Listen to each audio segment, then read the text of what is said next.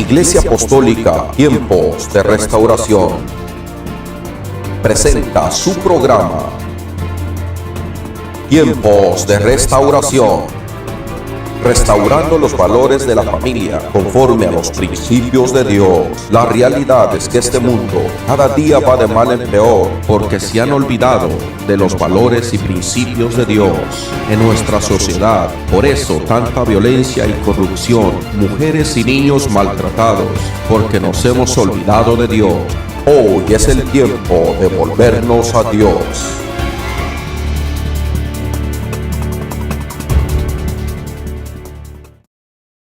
Vamos a leer la palabra del Señor y dice así, San Juan capítulo 5 y versículo 2. Dice, y hay en Jerusalén cerca de la puerta de las ovejas un estanque llamado en hebreo Betesda, el cual tiene 5 pórticos, y en estos yacía una multitud de enfermos, ciegos, cojos, paralíticos, que esperaban el movimiento del agua, porque un ángel descendía de tiempo en tiempo al estanque y agitaba el agua, y el que primero descendía al estanque después del movimiento del agua quedaba sano de cualquier enfermedad que tuviese. Y había ahí un hombre que hacía 38 años que estaba enfermo. Dice el 6, cuando Jesús le vio acostado y supo que llevaba ya mucho tiempo, así le dijo, ¿quieres ser sano? El 7, Señor, le respondió el enfermo, no tengo quien me meta al estanque cuando se agite el agua, y entre tanto que yo voy, otro desciende antes que yo voy, otro desciende antes que yo. Era el Señor Jesucristo caminando por las aldeas de Jerusalén. Y me llamaba la atención, dice que allá en la puerta de las ovejas había un estanque llamado Betesda. Y dice que allá entonces había una multitud de enfermos, paralíticos, cojos, ciegos, que dice que estaban ahí. Dice que alrededor del estanque había 5 pórticos, y alrededor de esos 5 pórticos, imagínense, cada pórtico era como cada sala de espera. Cada vez que usted va a un doctor, hay una sala donde le dicen usted debe de esperar ahí mientras le llaman. Entonces imagínense que estaba el estanque de Betesda y había 5 pórticos, por decir así, había 5 salas de espera donde la gente estaba ahí esperando para que cada vez que el ángel descendía y movía el agua, entonces alguien que fuera habilidoso, alguien que fuera rápido, alguien que tuviera amigos, alguien que tuviera un familiar al enfermo cargando listo al movimiento del agua y lo aventara al estanque, entonces esa persona quedaba sana. Dice que el primero que entraba al estanque, el primero que caía, quiere decir que al movimiento del agua había varias gente alrededor del estanque. Entonces, cuando se aventaban, solamente quedaba sano el primero. El primero que caía al estanque. Dice que ahí en el pórtico de las ovejas, y me llamó la atención, digo, ¿por qué le llaman el pórtico de las ovejas? ¿Por qué le llaman la puerta de las ovejas? Es que Jerusalén estaba rodeado, estaba sitiado con, vamos a decir así, con bardas.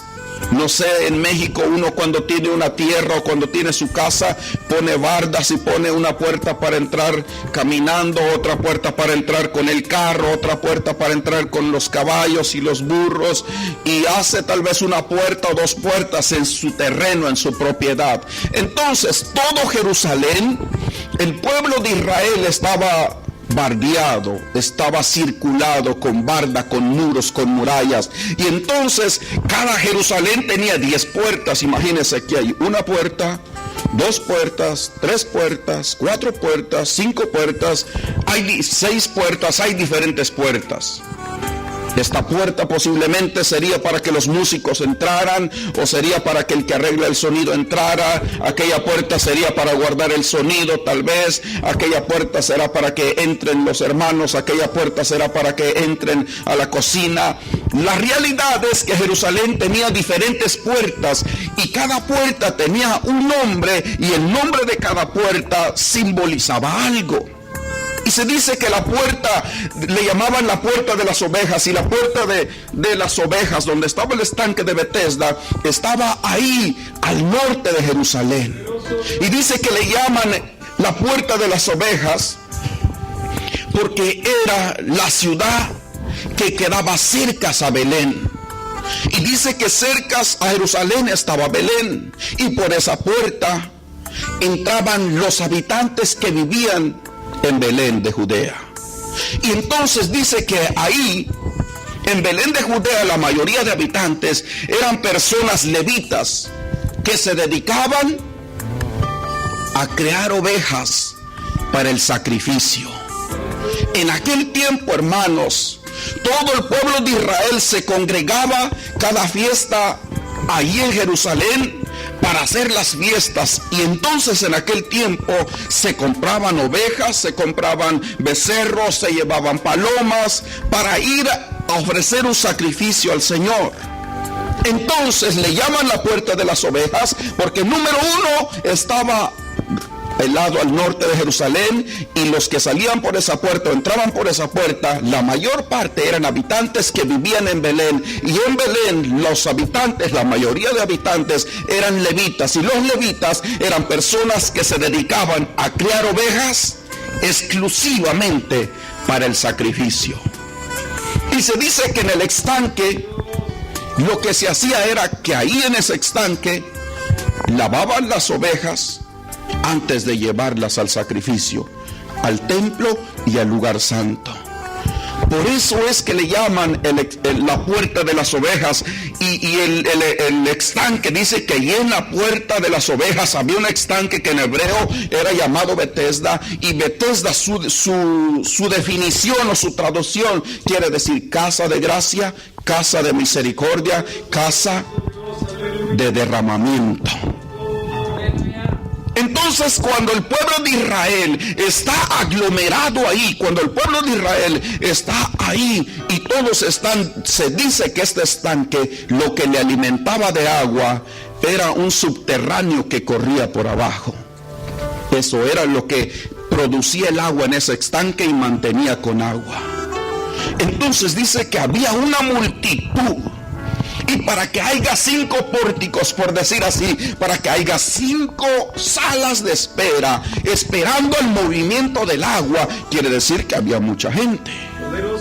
Quiere decir que había bastantes, había ciegos, cojos, paralíticos, con diferentes enfermedades, porque ellos tenían la confianza, ellos tenían la fe, que de vez en cuando el ángel llegara y agitara las aguas, el primero que caía ahí, ese quedaba sano. Pero había un hombre que tenía 38 años. Ahora usted y yo meditemos, y le he titulado este mensaje, aprendiendo a depender de Dios, no en mis fuerzas, no en sus fuerzas. Cuando usted y yo dependemos de Dios, vamos a llegar, vamos a caminar, vamos a superar, vamos a seguir adelante. Y nosotros, cuando dependemos de Dios, entonces no hay nadie que me detenga, no hay nadie que me paralice, no hay nadie que me tenga estancado, no hay nada que me mantenga esclavizado. Cuando nosotros dependemos de Dios, querida iglesia, no hay nada que nos pueda paralizar. Este hombre el cual leímos ahí, que dice que llevaba 38 años. 38 años. Usted se imagina que una persona, si mi esposa tiene como 4, 6, 7 días así, y ya me ando desesperando. Ahora imagínese tener 38 años paralizado y estar ahí a la espera. Es posible que cuando alguien atraviesa una dificultad o un problema, y por largo tiempo, por años o meses, puede perder la esperanza, puede perder la fe, puede perder la confianza. Y este hombre dice que estaba ahí por 38 años. Pero si yo analizo cuidadosamente, dice que había 5 pórticos, había mucha gente, pero en medio de toda esa gente, y me llama la atención que Bethesda, su definición es casa de gracia, casa de misericordia, casa de derramamiento. Y entonces cuando el Señor Jesucristo llega ahí, entra y dice que él vio a un hombre. La Biblia dice que había muchos ciegos, paralíticos, cojos, pero dice que el Señor miró a uno. Y cuando él llega a él, yo me imagino el Señor sabiendo todo, conociendo todo, se compadeció, se conmovió su corazón. Al darse cuenta, dice que el Señor se dio cuenta que ese hombre llevaba muchos años, 38 años. Y él se acerca y le dice: ¿tú quieres ser sano? Escuche bien lo que el Señor le dice: ¿tú quieres ser sano? ¿Cómo no iba a querer ser sano este hombre si estaba ahí por 38 años? Pero el Señor le dice: ¿tú quieres ser sano? Es como Dios hablando a su vida o a mi vida. Tú quieres tener la victoria, tú quieres progresar, tú quieres ser libre, tú quieres ser diferente, tú quieres cambiar de forma de vivir, tú quieres cambiar tu forma de ver las cosas, tú quieres estar en otro nivel espiritual, tú quieres. Y a lo mejor usted diría: por eso estoy aquí, por eso vengo aquí, por eso estoy en la casa de Dios. Pero una cosa, querida iglesia, es estar dentro de la casa de Dios o estar cerca del estanque, pero otra cosa es querer. Este hombre estaba ahí, cerca del estanque, cerca donde si alguien lo aventaba al agua, él podía ser sano. Él estaba ahí, pero él se había acostumbrado. Él se había acostumbrado a vivir así, paralizado. Él se había acostumbrado a estar ahí causando lástimas. Él se había acostumbrado y yo me imagino cada vez que el agua se movía y el ángel descendía, movía las aguas y alguien, un paralítico, caía adentro. Sus amigos o sus familiares lo ponían adentro y salía sano. Y yo me imagino aquel hombre empezó a generar rencor, empezó a generar envidia, empezó a generar avaricia, empezó a generar odio, empezó a generar coraje dentro de sí mismo. Porque yo no tengo a nadie que me aviente ahí, porque él tiene a su primo, porque él tiene a su tío, porque él tiene a su mamá, porque él tiene a su hermano, porque él tiene un amigo, porque a mí me abandonaron todos, porque a él tiene alguien que sí lo ayuda, que sí lo avienta, que cuando el movimiento del agua viene, él cae adentro y es sano. Posiblemente este hombre no dice la Biblia que tenía esas cosas. Pero usted platique con una persona que tiene 20, 15 años paralítico. Usted hable con esas personas. A mí me gusta mucho preguntar, hablar, cuestionar. Cuando yo veo personas así, ¿sabe cómo las encuentro? Coraje, frustración, rencor, falta de perdón, diciendo: nadie se acuerda de mí, todos me abandonaron, todos me dejaron. Pero el Señor estaba ahí y el Señor lo que le dice a aquel hombre: ¿quieres ser sano? Si aquel hombre hubiese querido ser sano, si su mentalidad, su corazón hubiese estado: Señor, ponme a alguien que me aviente al estanque, o es más, Señor, yo no necesito a nadie que me aviente al estanque, yo no necesito caer al estanque, tú me puedes sanar aquí donde estoy tirado. Cuando alguien depende de Dios, iglesia, usted sabe que mucha gente dice: oh, es que tómate el agua bendita. No, es que es esto, es que es lo otro, es que fue y es que vino. No es el agua, no es el aceite, no es el saco, no es nada. Es el poder de Dios en su vida, es el Espíritu de Dios sobre su vida, es su fe, es la fe que usted tenga y crea en Dios. Dios lo puede hacer en la iglesia, fuera de la iglesia, con el pastor o sin el pastor. Dios lo hace. Porque cuando Dios hace algo, Dios lo hace. La diferencia La diferencia, escúcheme bien, es querer. Leamos el versículo 5:6. Juan 5:6 dice: cuando Jesús lo vio acostado y supo que llevaba mucho tiempo así, le dijo: ¿quieres ser sano? El 7: Señor, le respondió el enfermo, no tengo quien me meta en el estanque cuando se agite el agua, y entre tanto que yo voy, otro desciende antes que yo. Él estaba diciendo: Señor, yo no tengo a nadie, yo estoy solo. Aquel tal vez tiene a su hermano, aquel tal vez tiene a su primo, aquel tal vez tiene a su cuñado, aquel tal vez tiene a su mamá, aquel tal vez tiene a su mamá o a su hermano, a su primo, quien sea, pero yo no tengo a nadie, Señor. Jesús no le estaba diciendo: tienes a alguien. Jesús no le estaba diciendo: oye, tienes a tu hermano que te pueda aventar al estanque, tienes a tu primo que te pueda ayudar, tienes a tu papá que te pueda poner, o tienes algo. Jesús no le estaba. La pregunta de Jesús era: ¿quieres ser sano? El paralítico no se había percatado que estaba hablando con el Dios vivo. El paralítico no se había dado cuenta. Porque si se hubiese dado cuenta, hermanos, entonces él le hubiera dicho: Señor, tú me puedes sanar. Pero él empezó a poner muchas excusas. Él estaba ahí en el estanque. Él estaba enfrente del maestro. Él estaba enfrente del Dios Todopoderoso. Dios lo podía sanar en el instante. Pero segundos antes de que Dios lo sanara, de que Dios se compadeciera de él, de que la misericordia de Dios, segundos antes, él estaba poniendo su punto de vista, él estaba esclareciendo su corazón, él estaba diciendo: Señor, yo estoy aquí, pero llevo 38 años, tal vez estaba frustrado, tal vez estaba desanimado, tal vez estaba dependiendo de alguien. ¿De quién dependemos nosotros? ¿De su trabajo? ¿De su hermano? ¿De su papá? ¿De su esposa? ¿De su esposo? ¿De quién depende usted? ¿De quién dependemos? Yo siempre le digo a mi esposa, una vez escuché un hombre que dijo: yo soy lo que soy por mi esposa. Así dijo esa frase.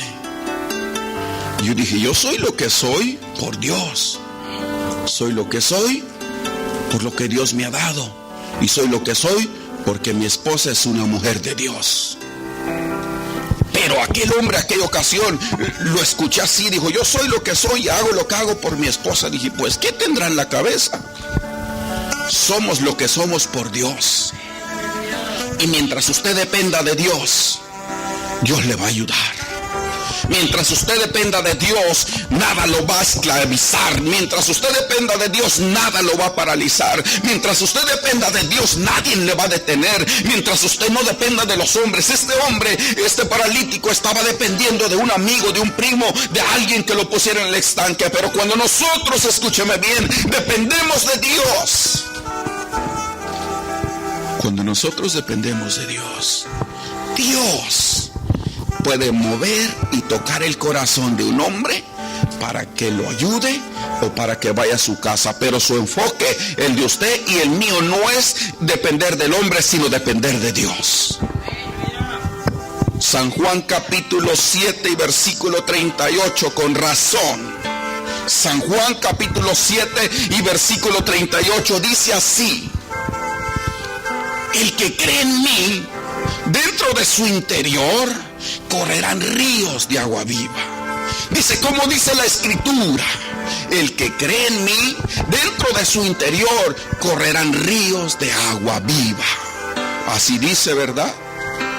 Para depender de Dios uno necesita creer en Dios. Este hombre estaba ahí por 38 años paralizado. Su vida estaba detenida, su vida estaba frustrada, su vida estaba en un círculo tal vez lleno de coraje, lleno de rencor, lleno de resentimiento.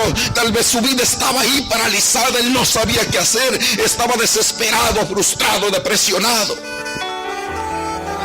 Jesús llega y le dice: ¿quieres ser sano? Él estaba ahí en el estanque. 2, él estaba enfrente del maestro. 3, él estaba negativo. Él estaba dependiendo Su mentalidad de él era que tuviera algún amigo, que tuviera alguien que lo pusiera en el estanque para que pudiera ser sano. ¿Cuál es su dependencia? A veces hay personas que dicen, no, es que yo sin mi esposa me muero. Y mira que yo la quiero mucho. Y yo sin ella no me muero, pero sí me puede. O sea, la gente a veces dice, no, es que yo no puedo vivir, es que me voy a morir. Yo digo, no, hombre, usted no se va a morir. Me dice, no, es que sí siento que me muero. No, así siente, pero no se va a morir. No, es que siento que el mundo se me viene y se me pega con la tierra. No, hombre, esa es su imaginación. Esa es la realidad. Si yo así sentía cuando mi esposa me dejaba, yo sentía que el mundo se me pegaba con la tierra y que el mundo se me acababa y que todo se paralizaba, pero yo no me daba cuenta que esa era mi mentalidad, mi idea, que yo me sentía así, pero la realidad que Dios nos puede caminar, Dios nos puede dar la fuerza, Dios nos puede bendecir, Dios nos puede ayudar. No digo con esto que usted ignore a la esposa o la esposa al esposo, no, tómense de la mano, pero lo que estoy queriendo dar a entender que necesitamos aprender a depender de Dios, número uno, para poder seguir adelante y seguir caminando con el Señor. Y dos, vamos a ir a Lucas capítulo 5. Número uno, uno tiene que aprender a creerle a Dios para poder depender de Dios y no de los hombres, no del trabajo, no del papá, no del amigo, no del hermano, no de la hermana. Cuando usted depende de Dios, Dios va a orquestar todo. Cuando usted depende de Dios, por eso dice San Juan capítulo 7 versículo 38, como dice la escritura, el que cree en mí, dentro de su interior correrán ríos de agua viva. Y cuando el río corre, por donde quiera que el río corre, pone todo verde, está dando vida, está dando algo para poder subsistir y seguir adelante. Entonces la iglesia tiene que aprender a creer a Dios para depender de Dios. Y dos, San Lucas capítulo 5 y versículo 2. Vamos a mirar la historia de algunos hombres. Lucas capítulo 5 y versículo 2. ¿Lo tiene? Mire lo que dice. Y vio dos barcas que estaban cerca de la orilla del lago. Y los pescadores, habiendo descendido de ellas, lavaban sus redes. Y entrando en una de aquellas barcas, la cual era de Simón, le rogó que la apartase de tierra un poco, y sentándose enseñaba desde la barca a la multitud. Note, aquí había unos hombres que por naturaleza y por su descendencia habían sido pescadores, y estos hombres habían estado pescando toda la noche. Y entonces dice la Biblia, y me llama mucho la atención, porque allá era el estanque, acá es un lago, el lago de Genesaret. Y dice que cuando entonces el maestro llega caminando y llega al lago de Genesaret, a las orillas del lago de Genesaret, y dice que entonces la multitud de la gente se le agolpaba y quería escucharlo. Cuando la gente descubría a Jesús y cuando la gente miraba a Jesús y lo reconocía, empezaba a seguirlo, quería escuchar la palabra. En aquel tiempo, hermanos, había hambre y sed de la palabra. Habían pasado más de 400 años de silencio donde la palabra del Señor escaseaba, la palabra del Señor no se oía más que por Juan el Bautista, que salió del desierto, y luego el maestro sale predicando y enseñando la palabra. Los fariseos, los escribas, los fariseos y los ateos estaban detrás de él para acusarle, para pararlo, para detenerlo, pero nada pudo detener al maestro. Él seguía. Y en esta ocasión dice que el Señor llega al lago de Genesaret, y entonces dice que ahí mira algunas barcas y algunos hombres lavando las redes. ¿Qué estarían pensando estos hombres que estaban lavando sus redes? ¿Qué estarían pensando? Toda la noche hemos pescado, nos desvelamos, y no agarramos ningún pescado. Toda la noche. ¿Ustedes creen que estarían animados? ¿Ustedes creen que estarían bien contentos lavándolas? Vámonos porque ya la hicimos. Capaz que si fueran los tiempos de hoy hasta tuviera miedo de llegar a su casa y que le diga a la esposa: ¿y hoy qué trajiste? Nada. ¿Cómo que nada? Recuerde un hombre. Estaba trabajando siempre, todos los días su esposa le hacía su lonche, se iba a las 6 de la mañana y llegaba a las 3 de la tarde. Pero pasó que este hombre lo despidieron de su trabajo. Y su esposa, como siempre, lo despidieron el viernes y él ya no tenía que presentarse el lunes, ya no tenía que ir. Pero pasó que este hombre o le tenía temor a su esposa o tenía miedo de decirle que lo habían despedido, o yo no sé qué pasó o por qué, pero sí ya recordé por qué. Dice que entonces la señora le hizo el lonche y el hombre salió pues y se fue. Y dijo: ¿y ahora dónde me voy? Si el trabajo ya no lo tengo. Bueno, pues me voy a un parque. Se fue al parque, ahí se estuvo hasta las 2 de la tarde, a la 1, se comió el lonche y se fue para su casa. Y la señora contenta, con sus frijolitos ahí bien hervidos, su pedazo de queso, su salsa quebrada. Vente a comer y come. Pero dentro de él pensando: ¿y cómo le voy a decir y qué voy a hacer? Al otro día lo mismo, pero ya como para el miércoles, dice este hombre. Él me platicó, dice él, o nos platicó a algunos otros. Dice: pues ya no pude aguantar. Le tuve que decir: mujer, ya no me hagas lonche. ¿Cómo que no? Tal vez la señora pensó pues que alguien más te lleva lonche o te da lonche o qué. Y le dijo: ya no me hagas lonche, es que ya no voy a trabajar. ¿Cómo que no vas a trabajar? No, es que ya me despidieron. ¿Cuándo? El lunes, el viernes. Y entonces lunes y martes, ¿qué has hecho? No, pues me he ido al parque. ¿Pero por qué? Pues es como que me daba pena y me daba miedo decirte que ya me habían despedido. Ahora imagínense, estos pescadores estaban ahí lavando sus redes. Capaz que alguno de ellos ha de haber dicho: oye, voy a llegar. Y a lo mejor no tenían esposas, o a lo mejor, pero tal vez estaba pensando y diciendo: ¿y cómo le voy a hacer para pagar los biles? ¿Cómo le voy a hacer? El pescador, hermanos, hacía ese trabajo